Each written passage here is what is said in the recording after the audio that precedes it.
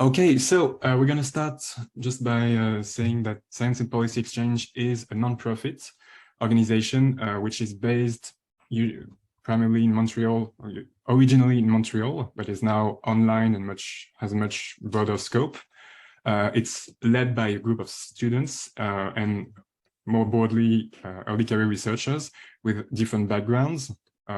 Microbiology, food sciences, space law, you name it, you name them, really diverse. We have really people from really diverse backgrounds. And as members of SPE, as a member of SPE, each volunteer has the opportunity to voice their concerns or thoughts about Science and Policy Exchange. So SPE, Science and Policy Exchange itself, and through SPE itself, you can organize events and activities that align with SPE's vision and mission. Gavin, could you go to the next slide, please? Thank you. So I'd like to begin by acknowledging, so make an acknowledgement. The lands on which we gather today is based in Tiohtià:ke, so Montreal, the traditional and unceded territory of the Kanyen'kehá:ka Mohawk, a place which has long served as a site of meeting and exchange amongst many First Nations, including the Kanyen'kehá:ka of the Haudenosaunee Confederacy, the Huron-Wendat, the Abenaki, and the Anishinaabe. So we further acknowledge that the deep ties between colonialism and modern Western science and research, especially in Tiohtià:ke, where it is host to a large research ecosystem. We also encourage our participants to challenge their own ties to systems of oppressions that have marginalized Indigenous communities. At SPE, we strive to support Indigenous students and researchers by actively reaching out to and working with the Indigenous STEM community to collaboratively advocate for the inclusion in evidence-informed decision-making. So if you're not in Tiohtià:ke, Montreal, or if you'd like simply to know more about the traditional land on which you live right now, I really encourage you to visit the website below, because it's really a nice map of all the Indigenous territories across Canada and North America more broadly. Next slide, please, Gavin. So today I have the pleasure to present this event and this slides with Kathleen, who is PhD candidate at McGill in neuroscience and who is also the SPE VP member relations. With Gavin as well, who's a postdoctoral fellow also at McGill and SPE Public Forum project lead on food security. And myself, I'm really pleased to present it with myself. So Anton Zborowski, I'm a postdoc researcher and I'm the treasurer of SPE. So Science and Policy Exchange has a mission, which you can see here, and we aim to provide an open and accessible platform for the next generation of scientists.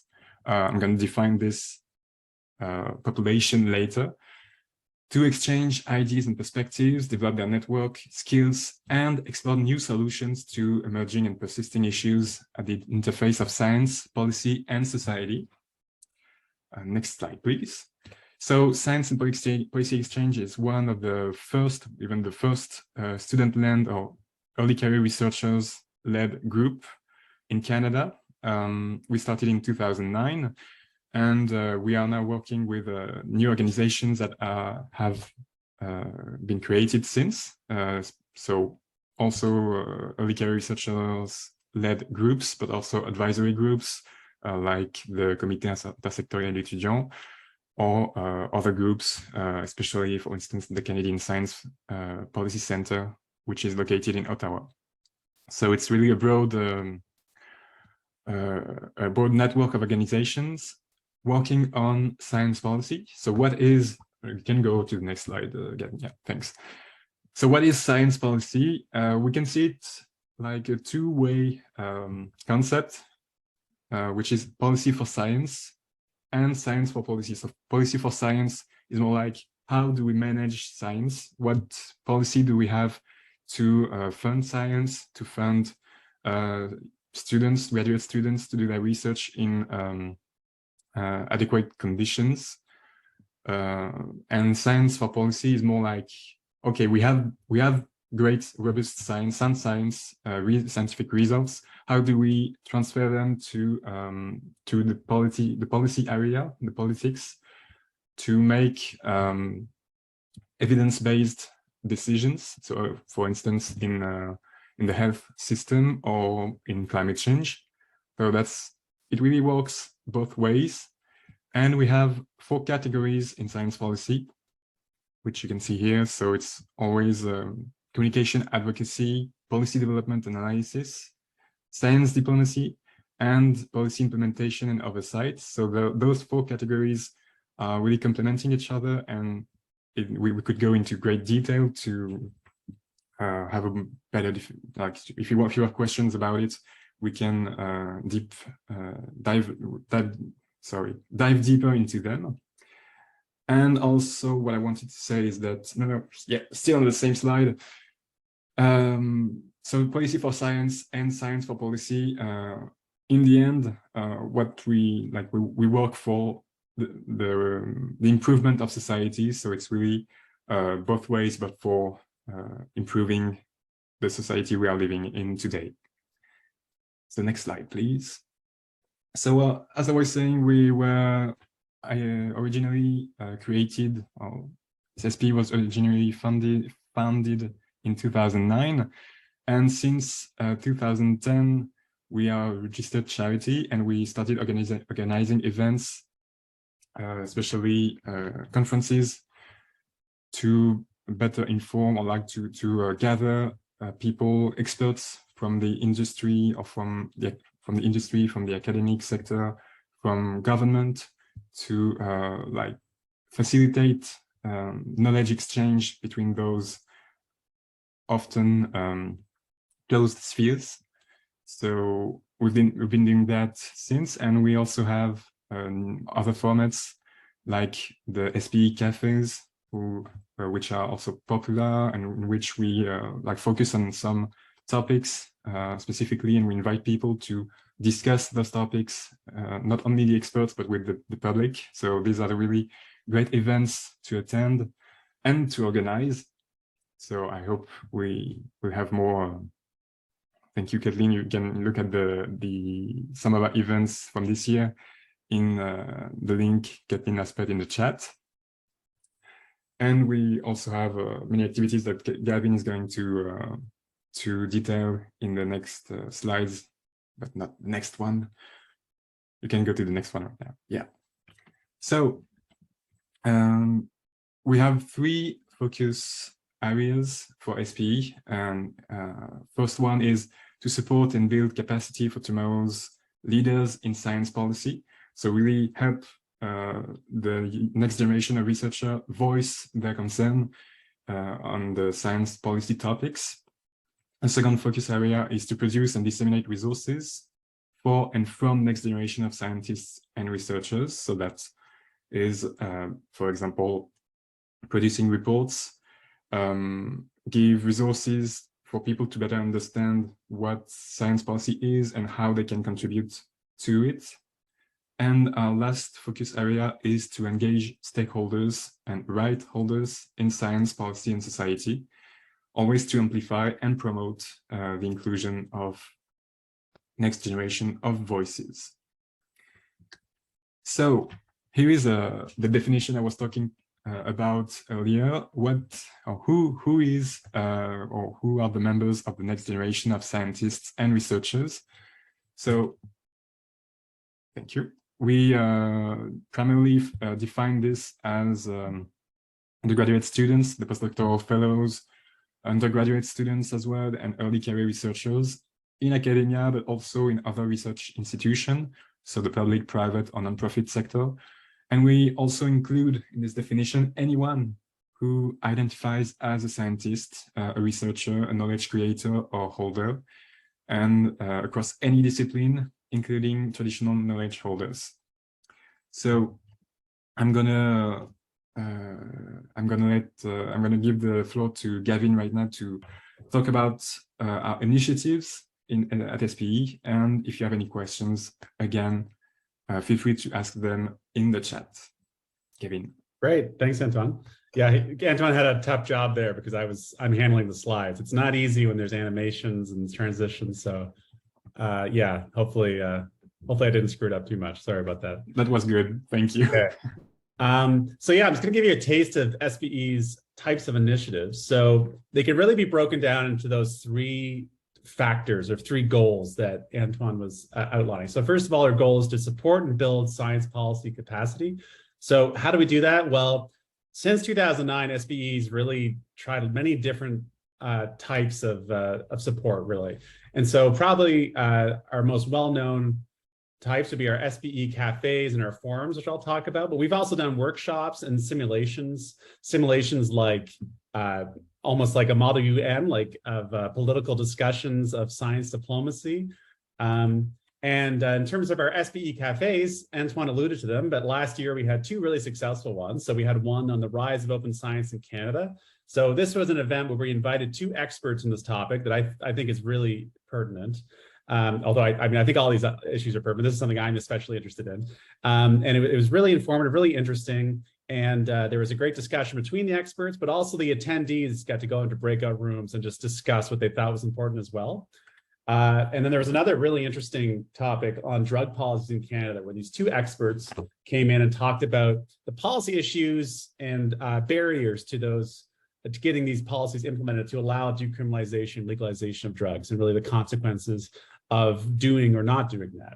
And so that was also a really educational, interesting, and thought-provoking discussion. So I really think these cafes are valuable, and I hope that we can continue doing them. And we have some of the works, as I'll talk about. More generally, we have resources that are just kind of, it's very practical. Some of you may be familiar with Slack. So it's basically a way for a team to stay connected in a workplace. But in SPE, it's a little distinct because there are actually hundreds of people on the SPE Slack workspace. And there's lots of different channels, and it's basically a way you can connect with the SPE executives and people running specific events that SPE has planned.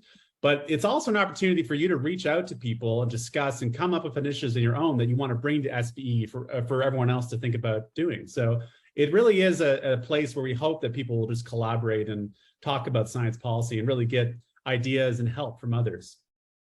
And then lastly, I just wanted to mention that there's been some great work writing policy memos and op-eds. So Caitlin actually was a co-author in two excellent pieces this past year. And so there was this editorial that was published on the Canadian Science Policy Centre website, focusing on inequalities in underrepresentation in STEM, which I'm sure she'd be happy to talk about, and another similar topic on decolonization of STEM, specifically in public education in Quebec. So both very interesting, important topics. And this last topic here, this was actually a competition from the Journal of Science Policy and Governance. And so there are actually a number of, or at least there are multiple such competitions. So there's also one from the National Science Policy Network in the States as well. That's an annual competition that SPE has contributed to in the past. And so that's something I think, if you're interested in that kind of thing, if there's an issue that you'd be interested in writing a piece like this about, or just contributing to, or just interested in general in getting more experience like this, that we definitely have the expertise, and you'd be able to find some people to collaborate with. So the second major class of initiative is really the P in SPE. So it's the produce and disseminate resources. So as I alluded to, probably one of our most well-known types of initiatives in this case are the public forums. These are similar to cafes, but they're really focused more as of ways of discussion among more experts, and hopefully getting more audience members discussing as well. And so it may be having a broader reach than a smaller cafe. I think also they've kind of morphed over the years as we've gone more online. As I recall, I think the cafes are originally more smaller events that were actually literally in cafes, where the forums are always more like in an auditorium. So that's kind of the scale of these events. And so there was one excellent event on nutrition in the age of misinformation of June of this year. These four experts came and discussed this issue from their very unique perspectives. So for instance, the Honorable Caroline Cochrane, who's the Premier of Northwest Territories, came and gave her perspective of the issues this I'm sure you can imagine or may know intimately the issues facing nutrition and food insecurity in Northwest Territories, but also perspectives of researchers looking at more policy initiatives and things like regulatory problems of trying, in government, actually trying to, how can you put a policy through to, maybe have like a tax based on the nutritional value of a food? Like, is that possible? Surely that'd be great for health of Canadians. Turns out there's a lot of lobbying against that kind of initiative. So it's a really interesting discussion. I was part of this Food Security in Canada forum that occurred just over a month ago. And so it intersected a lot with the nutrition forum as well, but it also was unique and gave me a lot of interesting insights I'd be happy to talk about if you're interested in this topic. And this was actually moderated by, they're actually both, this person was unable to show up, so it was actually moderated by an SPE volunteer as well. But in this case, Farzana Barak, another of our excellent volunteers, moderated this as well. So it's an exciting opportunity for them to really get out there and run a pretty large event like this, which is fun and a great experience. And then another key output of these events are not only educational events for the attendees. What we like to do is write up a report and put it online for posterity. So these are high quality summaries and kind of ways of integrating different ideas that come up that hopefully, that we know actually have been used for other policy related work, so other initiatives. So they're documents that people can actually cite and refer to, so it could actually have really contribute to the discussion moving forward, which I think is really exciting and worthwhile. And then so the final major class of initiative I wanted to raise is that SPE focuses also on engaging with stakeholders and experts and policymakers. And so this has been through a number of different initiatives, and some people here could probably give some really detailed explanation of their own experiences working them, but I'll give an overview here. So one of the most, probably the most prominent recent initiative is the Support Our Science campaign. So this is something that's been making, some headlines. There's been later in the summer, there was a campaign outside Parliament Hill actually on this. So it's something that's kind of grassroots, mainly run by a couple of professors from ecology and evolution originally, actually, but it's kind of spread across academia more generally. And the focus is on raising stipends and pay for graduate students and postdoctoral researchers across Canada. Because really, if you look at the numbers, the actual stipend that grad students in particular are getting has not been corrected for inflation since the early 2000s. So it's really, it's objectively totally unacceptable. And there's really a great need for this to be addressed. So this is really, we're starting to see a more and more push in this area. So this is an issue that we're really excited to collaborate on. And I think we will continue to do so moving forward this year. So that's an issue you're passionate about. That's definitely something we'll be working on. And I should mention, this is related to the SciPol Canada. So this is a related initiative we're trying to basically collaborate more directly with the other science policy groups across Canada. So Anton mentioned that things like the Ottawa Science Policy Network, the Toronto Science Policy Network, and so forth. We're actually trying to make it so that we can more direct, not kind of duplicate efforts, but really just work on the same initiatives together. And so that includes at least this shared Slack workspace, and I believe monthly meetings, for the moment at least anyway. We'll see how things evolve going forward. And then so there have been related campaigns arguing for increased funding, which was the Rethinking Federal Research Funding campaign. Vote Science was a past initiative during election season where we basically were just fighting for constituents to make sure that their candidates were really running their platforms are based on science, and that science is really a top consideration for voters. And then more generally, we've been involved in another number of consultations of policymakers, either through letter writing, but also directly through panels and discussions of them and writing reports for their consideration. So I think there's a lot of really exciting potential to directly get involved or to make your evidence-based arguments heard by policymakers, which I think is really exciting. And then lastly, I'd be remiss about mentioning that there's a great potential for just practically, if you're interested in science policy, this is a great way for you to get a taste of what science policy work is like, and maybe get insight into how you can move forward with your career, if indeed you find that it's something that you'd be interested in. And so this picture was taken just last week at the Canadian Science Policy Conference. And I'm relatively new to SPE, and I can verify that it's a very welcoming and warm community. And so most of these people here are former presidents and board members. Everyone's very friendly and encouraging of others learning about science policy. So I've been very impressed by the community support. I hope to add to it.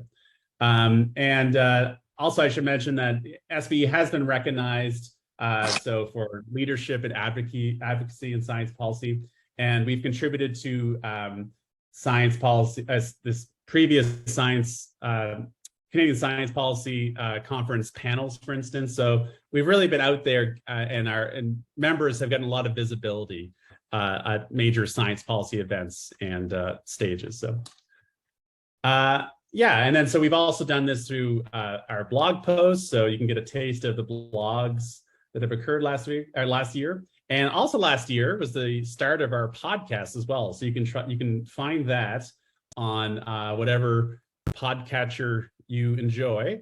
And I've been really impressed with the quality of what the volunteers have put together in terms of the quality of the recordings and the content. It's a really exciting initiative, and I know they're looking for more volunteers. So check out the podcast. If this is something you're interested in, check it out. See if reach out to the volunteer once you join the Slack channel who's running this. There's a channel for it, and then you can see how you might contribute and really help with this really fun new initiative. Okay, so what do we have in mind for next year? Well, honestly, a lot of things are up in the air. It's election season. We don't even know who the executive team is yet, so it would be premature to say anything's written in stone yet. But that's for you, if you're an incoming volunteer, that's not all bad, because right now we're brainstorming. We want to hear from the volunteers that want to stick around for the year. So we'll have an annual general meeting December 1st of all volunteers and the new executive team. So hopefully that'll be an opportunity where we can talk about what are the main priorities that we want to have as SPE moving forward. Some people that are running as execs, so I'm running as co-president, for instance. I have ideas that if I am elected, that I'd be really passionate about pushing through, but we'll see what happens. Either way, I'm sure it'll be a really successful year. Definitely, we will be having an SPE Cafe in partnership with CC UNESCO, and this will be specifically on how food security has been impacted by the COVID-19 pandemic, and particularly how this has affected marginalized communities. So that'll be an interesting cafe. We're continuing, it's a major part of our mandate to develop industry academic policy collaborations. That's something we'll be doing moving forward. And a major priority for SPE is a focus on equity, diversity, and inclusion. So you got a taste of that from the editorial and the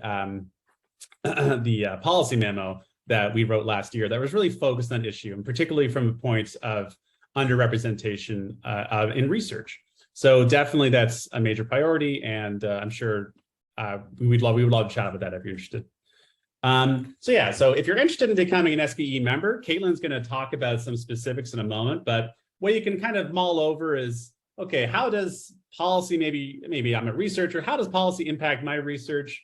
Is it really that far, is it really that unrelated? And I think often if you think about it, you realize that perhaps policymakers should be more familiar with your research, and maybe it needs a champion to make the connection with policy. So I would keep that in mind. And really think about maybe it would be a useful activity, even if you're not interested in it as a career, just as a learning experience, as a way to improve your science communication. I think there's a lot of value in learning more about science policy, even if you're just interested in staying in academia. And I think ultimately it's a great way for you to bring up policies and issues that are related to that you're passionate about. So it's a great opportunity for you to really dig into them in our organization. We're very open to volunteers suggesting new initiatives and new topics. So like I said, we'd be happy to chat. And then the last thing I want to mention is that the election will be happening very shortly. So you have until November 28th to apply for one of these positions. Please let us know if you have any questions about them.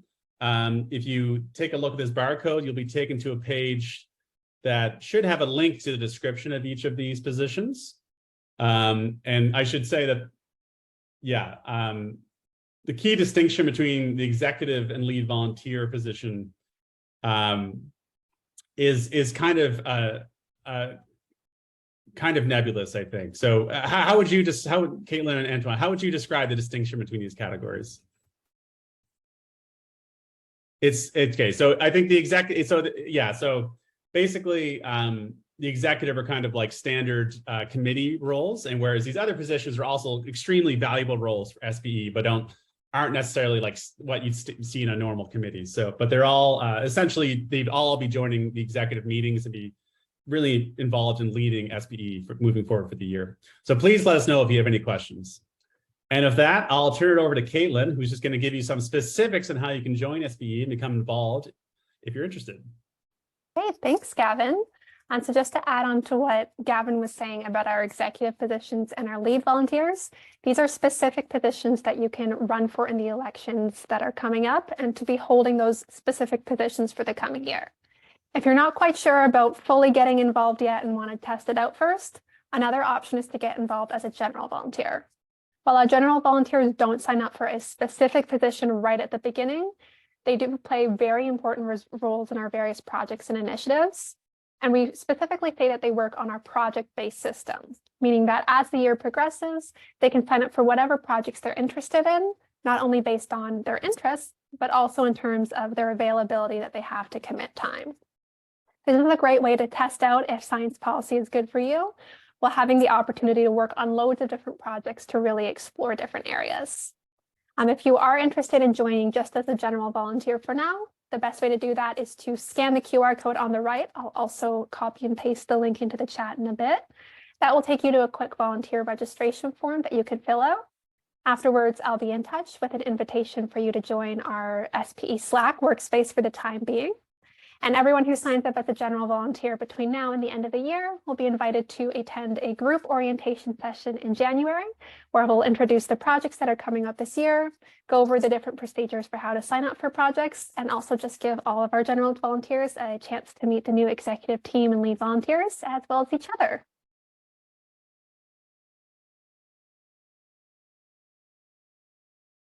I think we can move on now to the end of the presentation, which is just the end.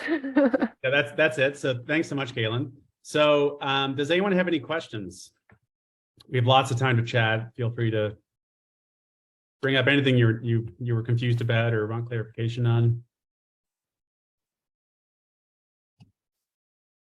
Just gonna mention that you can ask the question in French if you're more comfortable in this language. Donc, vous pouvez poser vos questions en français si vous le souhaitez, si vous préférez cette langue-là.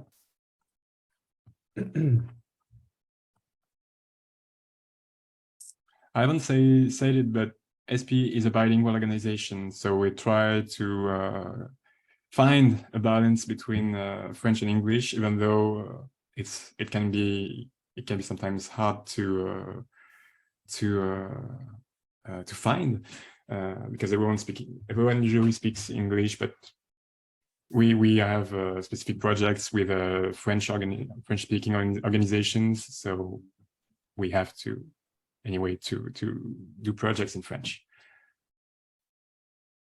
Any questions or maybe details